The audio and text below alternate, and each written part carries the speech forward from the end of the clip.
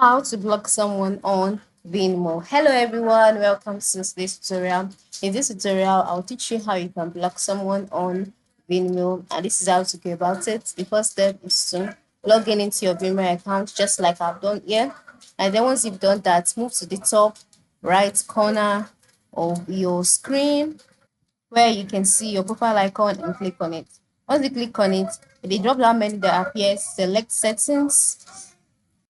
Once you're in your settings page, move to the left side of the screen, scroll down and ensure that you're under the accounts option. Then click on privacy. Once you click on privacy, you'll be taken to your privacy page. On this page, you can see blocked people. Then you can see the option add a person to block. You just select that and then enter in the user ID or the Vimeo profile URL of the person that you'd like to block. Then the add button here would be activated. Click on it and that person would be blocked successfully from seeing your videos or from even participating with you on Vimeo. So this is how you can block someone on Vimeo. Thank you for watching and have a good day.